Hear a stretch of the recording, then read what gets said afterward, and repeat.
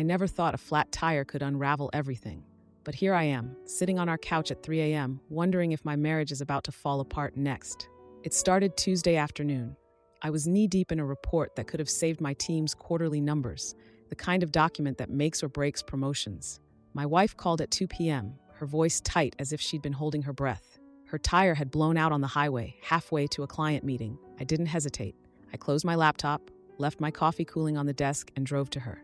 I figured it would take 15 minutes, swap the tire, calm her down, and get back to work by 2:30. But the lug nuts were rusted shut. I'm not a car guy, but I've changed tires before. This time, though, the wrench just wouldn't budge. I kicked it, leaned all my weight into it, and even scraped my knuckles raw. Nothing. 45 minutes in, with sweat soaking through my shirt, I told her I had to go. The report was due by 4. She didn't yell, not at first. Instead, she just stared at the tire iron in my hand as if it had betrayed her personally. Then she shot back in a quiet yet sharp tone, questioning whether I treated her career as nothing more than a hobby. I reminded her that I'd taken a 20% pay cut last year to work remotely so we could share responsibilities, and her remark stung like I was being judged. That was when she threw her keys. They hit the wall behind me and left a dent in the drywall we still haven't fixed. She accused me of having ruined everything before ordering an Uber and leaving without looking back. I stood there in the garage, grease on my hands, staring at her car still half propped on the jack. She hadn't even called a tow truck, so I did 2 hours later after finishing the report in a panic. It cost $200, money we'd earmarked for her dental work. The mechanic then told me the rim was cracked beyond repair, acting nonchalant even though it meant our grocery budget was disappearing right before my eyes. Later, she came home at midnight, walking past me as if I were merely part of the furniture, and shut herself in the guest room. I waited until her breathing evened out, then crept in to leave a glass of water on the nightstand. That's when I noticed the tear in her blazer sleeve, a jagged line running from her elbow to her wrist. Apparently, she had saved for 3 months to buy that blazer, once mentioning that recruiters needed to look as if they'd already made it, the phrase almost secret as it was stitched onto the hem. The next morning, I checked our shared calendar. That client meeting had been rescheduled twice before, once when my dad had his heart scare, and another time when my project deadline bled into her prep time. This was the third strike. Around noon, I Googled the client's company and noticed their careers page had a new posting for freelance recruiters. I texted my boss to ask if I could shift the next deadline, citing a family emergency. He responded almost immediately, pointing out recent performance issues as a reason against it. My last performance review had even described me as distracted. At 3 a.m., I found her in the kitchen, furiously shredding a printed email. The trash can lid was propped open like a solemn reminder. I didn't need to read the email. The way her shoulders shook said it all. I touched her elbow and apologized, assuring her that I would fix things, but she only murmured that it was too late before walking upstairs. Now, I'm writing this from the couch. Her laptop is still on the table, its screen dimmed. I can just make out the outline of her resume beneath a dozen open tabs for debt consolidation loans. My job covers about 70% of our bills, yet tonight, as I stare at the crack in the ceiling that I've memorized, I can't help but wonder if it's also concealing the cracks in our relationship. We used to joke that love was a verb, but now I'm not so sure we're even speaking the same language. Now for the first update. 3 days. That's how long it's been since the fight. 3 days of tiptoeing around each other like strangers in a hotel. The air so thick with unsaid things I could almost choke on it. I kept waiting for her to slam a door or shout something familiar, but the silence was even worse. I found the blazer first. She'd left it draped over her desk chair, the tags still on. It was the same cut as the torn one, but the fabric felt softer and well-worn, clearly secondhand. I ran my thumb over a faint coffee stain near the collar and wondered how many times she must have refreshed marketplace listings to find that exact match. Our joint account showed a $400 withdrawal marked urgent, the emergency fund we'd sworn not to touch unless one of us ended up in the hospital. Turns out, humiliation can feel just as critical. She'd been taking calls in the backyard, her voice carrying through the cracked kitchen window.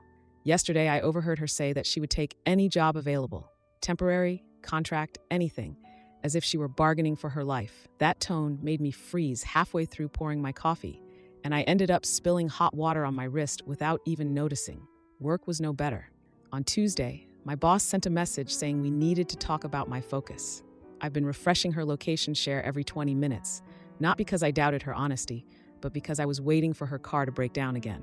Another crisis I could rush into, maybe even handle correctly this time. There was a note stuck to the fridge, written in her sharp, practical handwriting, listing tasks like canceling her yoga membership, selling her camera gear, and postponing her dentist appointment. Her camera, the Nikon she'd bought back in college and used to take portraits of stray cats in our old neighborhood, had once been something she framed and signed in silver ink as gifts.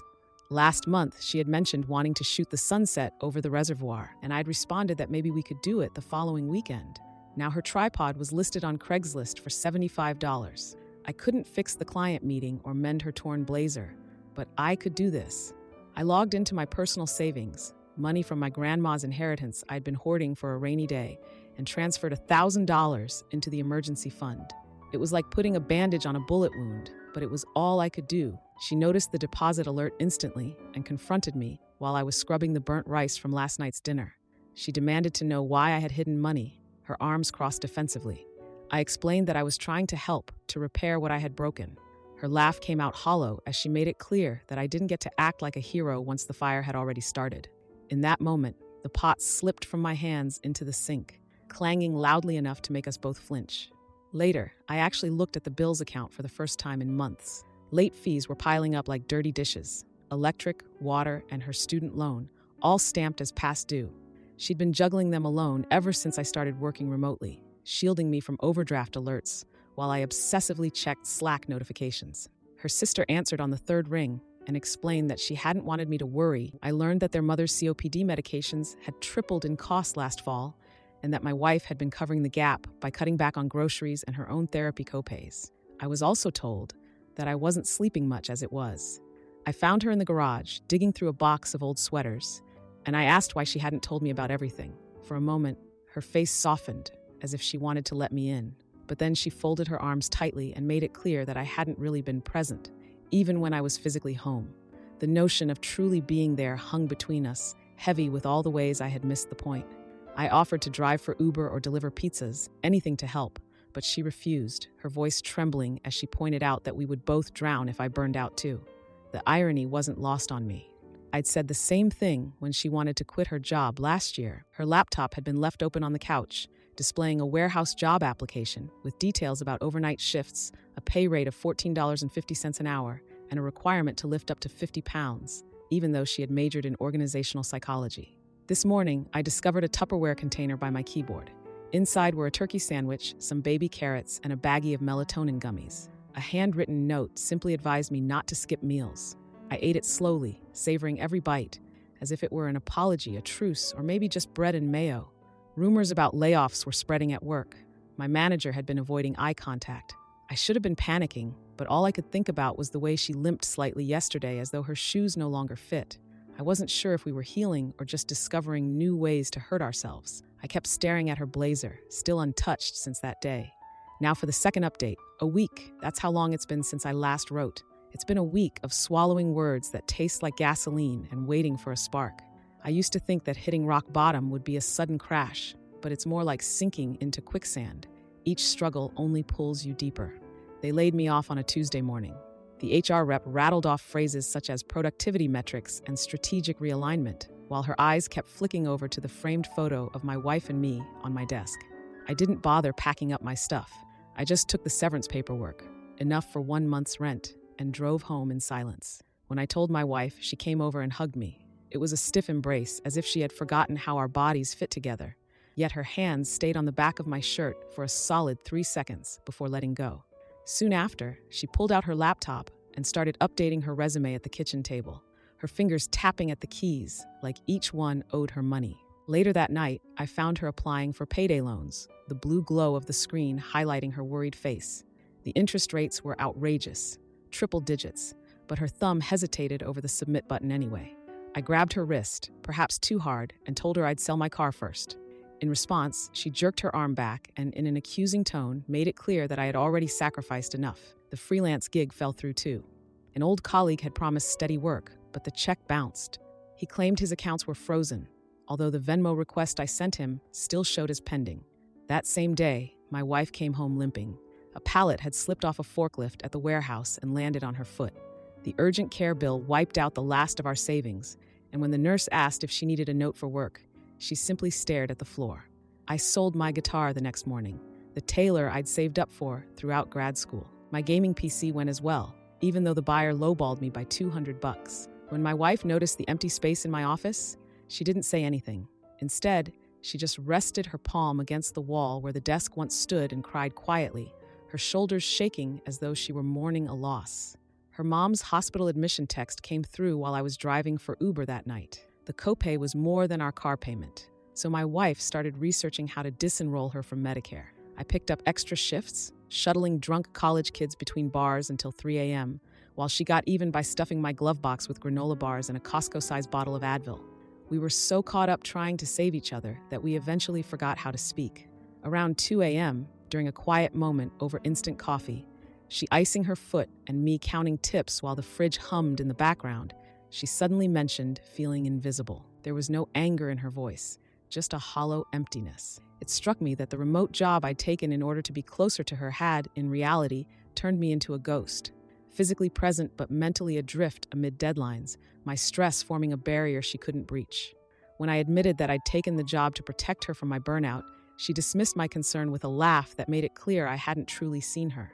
The next day, she showed me a spreadsheet, $12,000 in debt, most of it from her mom's treatments. Numbers don't lie, but they don't capture the significance behind the word utilities, hand underlined in red, or the cell marked with April and a string of question marks. We ended up sitting cross-legged on the floor, our shoulders touching, and decided that we needed to sell the house. The realtor mentioned that we'd get a better price if we decluttered first, so that very night we started packing. I later found her in the guest room, folding her best blazer, the one that was torn, into a cardboard box. She had kept it as a reminder of what happens when you stop trying. I almost laughed. All this time I'd thought the blazer symbolized her career, but in truth, it was about us. We donated the couch, the dining set, even the rug we had picked out together at that flea market in Sedona. Each item felt like peeling off a bandage, though the wound beneath was still raw.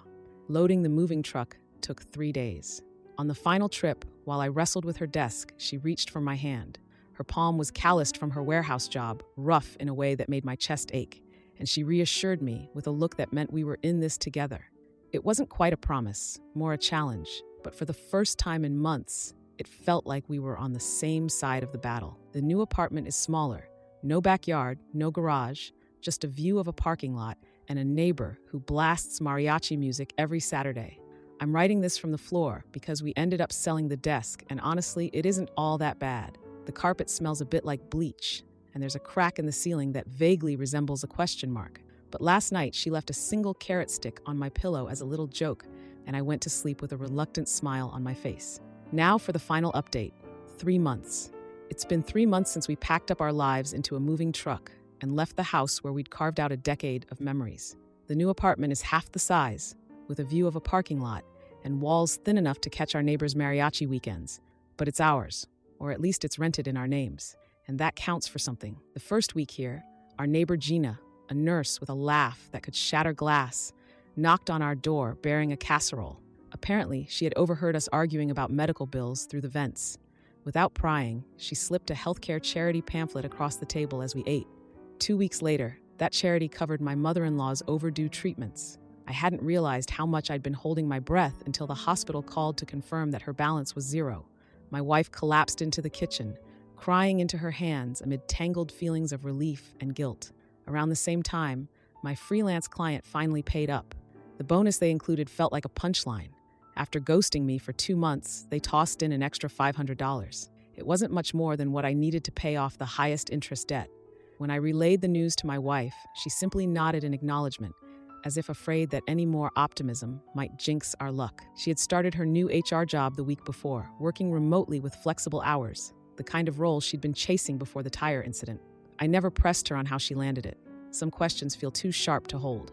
We ended up carpooling, sort of. Her company had hired me part-time for operations, data entry, scheduling, nothing glamorous. Instead, we now shared a commute to the coffee shop down the street where we set up our laptops. Sometimes at lunch, she'd tap my ankle under the table and roll her eyes at one of my clueless email mishaps. It was the closest we had come to flirting in a year.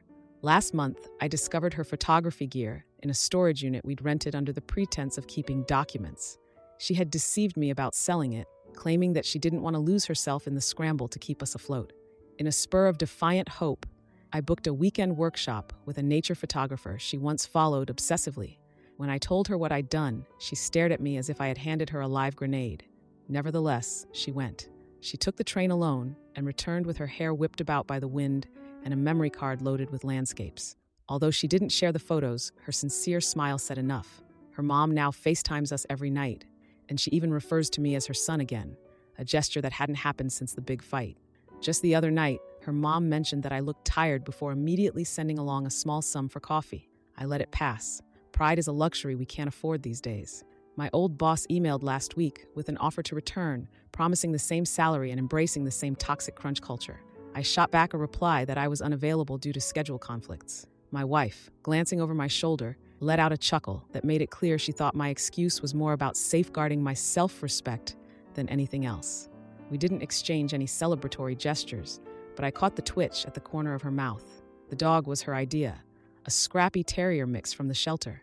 She insists he's practiced for parenthood, even though we both know that we're still years away from that reality. He now sleeps between us, snoring away like an overworked chainsaw, and I can't help but resent just how much I love him. I even tracked down the tow truck driver who had helped us on that first chaotic day. I ended up paying him double his usual fee, telling him that he was the only decent part of what turned out to be the worst week of my life. He looked at the cash, then at me, and casually asked if we were really going to make it. I answered in the affirmative, though I wasn't entirely sure if the truth of that statement had yet come to pass. That same torn blazer still hangs in her closet.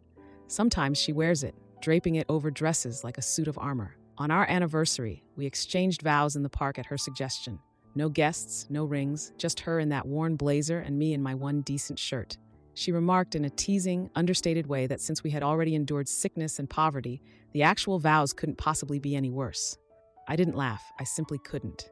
Her promotion came through yesterday. She was entrusted with spearheading a wellness initiative that championed flexible work schedules. During a presentation, she explained that no one should have to choose between a job and their life. I recognized the passionate fire in her voice, the very same that at times used to scare me. We're on a strict budget now. Color-coded spreadsheets, meal prep Sundays, and all of the familiar cliches. If we stick to it, we're projected to be debt-free in a couple of years. I often wonder who we even includes these days. Is it just the numbers on a spreadsheet or the two of us struggling to get by? But last night, as she softly admitted that she was glad we'd fought because it meant we still cared enough to try, I found myself believing for the first time that we were truly listening. Not to spreadsheets or deadlines, or even to the soft hum of the fridge in our too small kitchen, but to each other, finally.